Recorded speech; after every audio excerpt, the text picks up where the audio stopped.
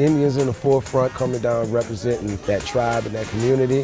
The second line that you hear chanting, the drums, tambourines, your neighbor that you picked up along the way who didn't have an instrument, but he picked up that bottle, he took his keys and he started hitting it. And what you hear, that sound, that feel that you feel coming underneath your feet, that's the rumble. Chief Joseph Boudreaux, a third-generation chief of the Black Masking Indian Golden Eagles, embeds a foundation of that sound beneath your feet with the rumble, a collaboration of multiple Grammy-nominated musicians creating a tone on stage that's anchored in tradition but propelled by what's next.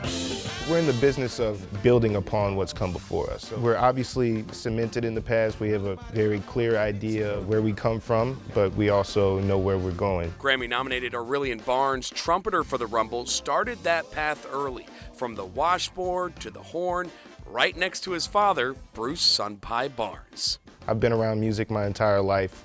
Definitely grew up with rehearsals and musicians coming through the house all the time, plenty of different instruments to kind of mess around with. He's not alone. On trombone to his left, that's Jose Mays Jr., captured here as kids together. Now the Grammy nominees still side by side, fronted by Boudreaux, often donning his crown of feathers. I see you walking around town with a big old crown. You think you look pretty. What's in your spot, boy, y'all? It's about to go down. Big Smile City. I was born into it. My very first Indian suit was 1987. I wasn't able to walk, but I was able to carry a tradition on. Boudreaux's father, the legendary Big Chief Monk Boudreaux, not only has his own Grammy nod, he's also one of the longest masking Indians in New Orleans, still bathing the streets in brilliant colors. That's just a part of our life. All of us, either grew up in New Orleans or either adapted to New Orleans culture in such a way that we're always around the rumble. That includes a few of the other members of the band finding their way to New Orleans later in life, like bassist TJ Norris, who was drawn to the city's sound as a kid in Florida. When I was in like 7th grade, I remember going to the library when you could go get CDs.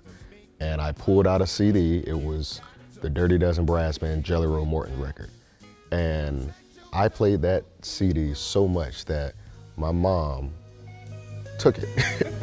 Norris would go on to play with the Dirty Dozen, where he met the rest of his future bandmates, filling in and then becoming a permanent member in their former group Chawa, until 7 members broke away, forming the Rumble last year and creating their own opportunity with ownership of their music. We make this music through going through hardships. We make it through going through happy times with our family members, our relatives, our loved ones, and we just had to be the ones to own that. Their sound moves a crowd, captained by Boudreaux's commanding calls beneath his pink headdress. At the core, that familiar funk beat plucked out by Norris and driven by drummer Trenton O'Neill, with Andrew Yanowski delighting the ears like clockwork on the keys as guitarist Ari Title saws out rock solos and psychedelic riffs.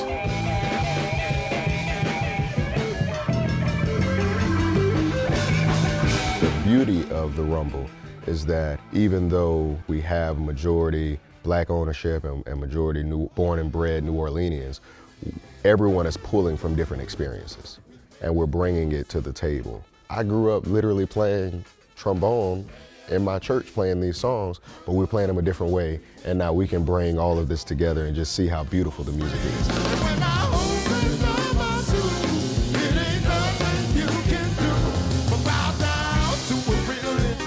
It's the desire to depart from the musical map drawn decades ago while still tracing a path alongside the people that paved it that gives the members of the Rumble the confidence to break that mold. That's our same recipe, is just take the core things that makes this music in this city beautiful, and we just add our personalities to it. There's a universal connection that happens, and we can see it in the people, and they can feel it, and they are not shy about expressing that to us also. So it's really nice to be able to do something that I'm so proud of, and for the people to be receptive as if it's something very familiar to them, even though maybe they've never seen it before, but there is that universal component that reaches people's hearts and minds and their spirit, and that's really the whole point of what we do. If you haven't seen it, just be ready for the rhythm of the Rumble to reroute that second line in your soul. When you leave a Rumble show, you're going to be tired. Yeah, you're gonna be tired because you're gonna be dancing, you're gonna be shouting, you're gonna be moving, your hands are gonna be up. It's gonna be one of those shows that you're gonna be like, I can't believe I didn't do that sooner, and I can't wait to do it again.